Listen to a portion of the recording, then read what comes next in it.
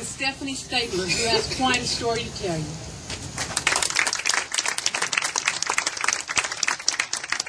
I'd like to start off with Doug. He's going to tell you a little bit about what's going to take place. Good evening. This is a short story. Go back in time to 1987, 88. Iran and Iraq were at war. That spilled over to the Persian Gulf, and they were attacking innocent ships. President Reagan didn't like that, so he established the reflagged Kuwaiti tankers. It's called Operation Earnest Will. I was on board the USS Samuel B. Roberts. It was a guided missile frigate, a little bit larger than the Kidd down in Baton Rouge. We deployed to the Gulf in January of '88. April 14th, we just dropped off an escort convoy up in Kuwait. We were headed back down to the Straits of Hormuz to pick up another convoy, and our lookout spotted 2 mines. Well, the captain stopped, did what he was supposed to do, backed out of the minefield, and that's whenever we hit one of the mines. The next day, the Navy EOD teams found 12 additional mines in that area.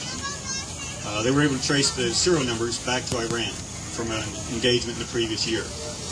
So 4 days later, President Reagan ordered a retaliatory strike against the Iranian assets in the Persian Gulf. It's called Operation Praying Mantis. It was the largest naval battle the U.S. has been in since World War II. At the end of the fighting that day, it was getting to the evening, and the USS Wainwright had a radar contact. And they sent a Marine Cobra helicopter out to investigate it. And the last thing that was heard from that helicopter was that they were being tracked by enemy radar. The 2 pilots were Captain Kenneth Hill and Captain Stephen Leslie. Captain Leslie's wife, Lisa, was 6 months pregnant at the time. And 79 days later, Stephanie Catherine Leslie was born, named after Stephen. And that's who's sitting here beside me today. So I'll turn it over to her.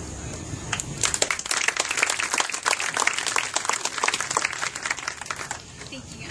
Just bear with me. It's my first time ever speaking, and as you can imagine, it's a very emotional thing for me to speak about.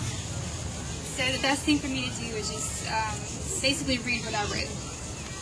When I was first asked to speak, the thought of it made me so nervous, and it still does. But my passions run deeper than my nerves. I just couldn't pass the opportunity to represent the voice of sons and daughters like me. Throughout my life, people have asked me not only how my dad's absence has affected me, but also his legacy. And that part's very easy. I'm one proud daughter. I am so proud when I read that he helped change the course of history, and that he selflessly volunteered himself that night. But that hasn't always been easy to accept until my aunt shared with me something he said before he left. He told her, if I die, know I died fighting for my country, doing what I love, and flying. But to tell you how his absence impacted me, that would take all night. But what I can do is educate you on how you can impact the lives of children like me and their families. My dad is just one example of the countless number of selfless veterans who have made the ultimate sacrifice, and I am one of many who lost the privilege of a life with my precious father. I'm here to remind you that you can serve our country too, by stepping into our lives and our families' lives. You often won't know who is in need of your touch. We are all around you. We just often mourn quietly and humbly.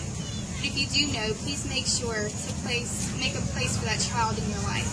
Whether it's getting your family together to cheer them on in their baseball game or proudly attending their graduation, I assure you, it's those moments that mean so much. Here's an example that touched me from the public that didn't even know my father. When I was in the 9th grade, my class selected me Sweetheart that year for our annual Sweetheart Dance. I was so excited. My mom took me shopping for my dress. I found the perfect dress. That night, once we were presented to the dance, we had to dance with our escorts. Then the dreaded announcement came, fathers, come take your daughters for a dance. My poor escort, he had no idea the pain of that announcement for me, so I was left there standing alone on the dance floor. I immediately felt tears building strongly. I just knew I was about to break. My heart was racing. I felt like everyone was staring at me. I just hung my head and began to slowly back off the floor. I was completely embarrassed. Then suddenly I was stopped, and someone stepped in and took me to dance. When I looked up, it was our principal at the time, Mr. Percy. He proudly twirled me around the room. I felt immediate relief and was completely touched. My tears became tears of joy. had no idea what he had done for that little girl that night.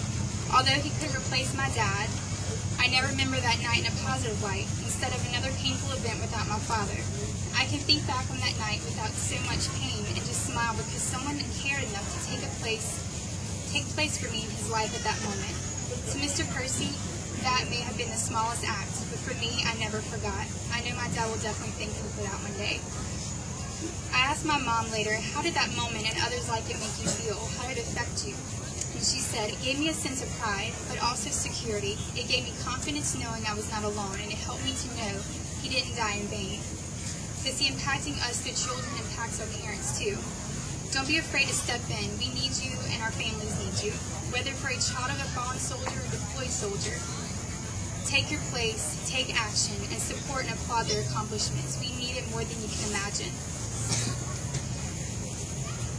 And in closing, I would also like to remind you how important it is to fly our flag so proudly in your home. Every time I see an American flag, I think, thank God that person is proud to be an American, because that is what my dad died for.